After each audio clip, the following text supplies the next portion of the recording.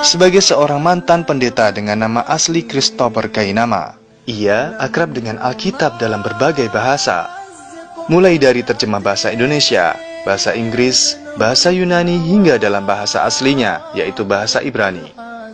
Ayat demi ayat, ia selami, hingga akhirnya bertemu dengan sebuah ayat yang sangat menghentak dirinya. Yang paling memukul saya itu adalah Yohanes pasal 5 ayat 30. Itu paling memukul saya, bahwa saya harus mengikuti anjuran beliau Yesus, beliau Isa alaihissalam, Nabi Allah ini, untuk patuh dan mengikuti Nabi setelah dia. Setelah saya baca ini Yohanes pasal 5 ayat 30, itu saya tadinya saya masih, oh dia memberitakan bahwa akan ada Nabi gitu, tapi saya tidak puff gitu untuk ke situ gitu ya, untuk ikutin, enggak, aku tetap sama dia aja gitu. Tapi setelah baca ini, apa katanya Ustaz? Nah udah, aku tidak dapat berbuat apa-apa. Berarti kalaupun aku ikutin dia, tidak ada cara lain, aku harus ikut yang dia bilang tadi. Ia yang akan datang, dia akan mengajarkan kamu, akan mengembalikan kamu kepada seluruh kebenaran. Yang aku ikuti sebagai Tuhan dan Juru Selamat ini, bahkan dia bilang aku tidak dapat berbuat apa-apa. Apa Ustaz? Aku tidak dapat berbuat apa-apa. Aku tidak dapat berbuat apa-apa dari diriku sendiri. Aku menghakimi sesuai dengan apa yang aku dengar, dan penghakimanku adil. Sebab aku tidak menuruti kehendakku sendiri, melainkan kehendak Dia yang mengutus aku. Dia utusan, mentok Ustaz, mentok saya. Yesus yang aku agungkan, bahkan aku diampuni dosaku, ternyata dia tidak bisa berbuat apa-apa. Bukan saya yang bilang, beliau, dan aku masih cinta sama beliau. Dan semua orang muslim di seluruh jagat raya ini memuliakan Isa kok, cinta sama dia. Sampai dibilang Isa ibnu Maryam, Isa Rasulullah, Isa Nabi Allah, Isa alaihissalam, Isa al-Masihu, dimuliakan habis-habisan. Karena dia fair. Karena dia fair. Dia bilang, aku tidak bisa berbuat apa-apa dari diriku sendiri. Terus kamu apa dari aku? Ikutilah dia yang akan datang setelah aku, yang akan menuntun kamu kepada seluruh kebenaran. Namanya Muhammadin. Dia dapat kitab dan dia tidak dapat membaca. Dan kuncinya, dia akan membawa kamu kepada Qul huwallahu ahad. Saya tidak menyerang, saya tidak menghina, tidak insulting, tidak underestimate, tidak. Aku sayang dan aku muliakan. Aku tidak menyalahkan Bible kok, nggak pernah. Justru aku bilang Bible benar.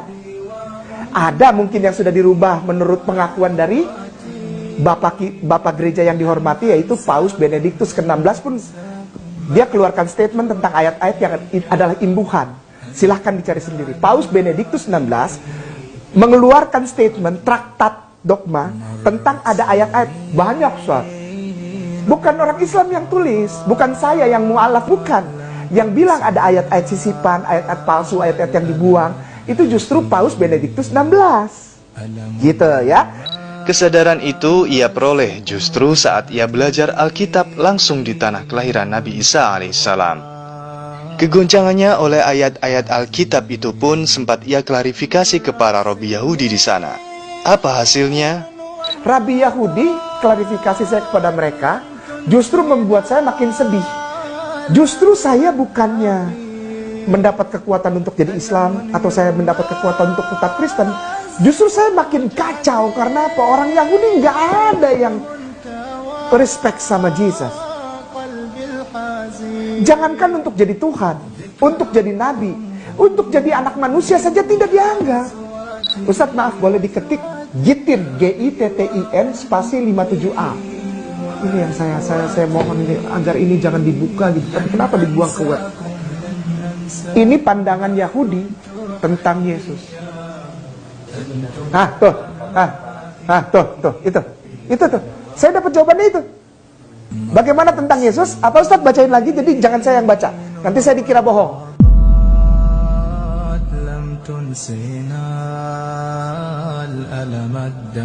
Orang Islam bilang begitu? Tidak. Orang Islam memuliakan Isa alaihissalam. Terus kenapa orang Kristen dan Katolik benci sama orang Islam? Janganlah. Ya, toleran gak orang Islam? Toleran, karena kita memuliakan. 25 kali nama Isa alaihissalam dalam Al-Quranul Karim. Bahkan kita berikan surat khusus kepada maminya, opanya kita Al-Quran ada. Ini yang membuat saya pikir, bagaimana kalau aku tanya tentang Islam? Apakah percaya, Rabai? Do you believe, Rabai, that Al-Quran, the Holy Scripture of Muslimin, is the real Holy Scripture? Is the word of God. Be careful for your mouth. Hati-hati ngomong. Begitulah reaksi beberapa Robi Yahudi yang ditemuinya saat ia bertanya tentang Al-Quran. Mereka mengakui bahwa Al-Quran itu firman Allah. Lalu, bagaimana pendapat mereka tentang kerasulan Muhammad SAW? Gak boleh ngomong sembarangan Al-Quran. Saya nyeletuk lagi, kalau gitu, apakah benar Muhammad itu adalah Nabi? It's the holy name of our cousin. Saya kalau cerita ini bawaannya pengen nangis. Mereka kelas kepala padahal mereka tahu.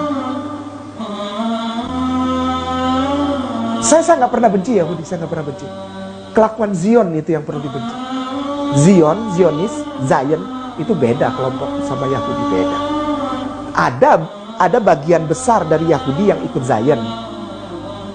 Tapi ada Yahudi yang mengerti asasnya. Dia bersikeras pegang, kami mengikuti Torah. Padahal kalau dia benar-benar ikut Torah, dia harusnya jadi Islam. Ada Yahudi yang ketika saya konfirmasi ini, saya mendapatkan pemaparan yang justru menguatkan saya untuk mengikuti kata-kata Yesus yang tadi Ustaz bilang. Pertanyaannya, saya konfirmasi kata-kata Yesus, tapi saya tidak dapat. Yang saya dapat justru confirm kekuatan. Saya di-encourage untuk membenarkan kata-kata Yesus untuk menjadi pengikut Rasulullah. Karena ketika saya mengikuti dan mencintai Rasulullah, saya sudah memuji nabi-nabi yang lain 2 kali. Demikianlah mata rantai kenabian yang menghubungkan Isa alaihissalam dengan Muhammad sallallahu alaihi wasallam.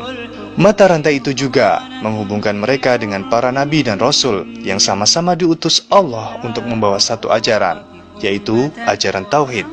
Bila seorang Christopher Kainama yang non-muslim mendapatkan hidayah dengan mendalami sosok Nabi Isa alaihissalam, bagaimana dengan seorang muslim yang mendalami biografi Isa putra Maryam ini? Tentang kedatangan dan kepergiannya yang ajaib, tentang pembelokan fakta yang hingga kini dipercayai oleh banyak orang, juga tentang kedatangannya kembali di dunia untuk menaklukkan Dajjal.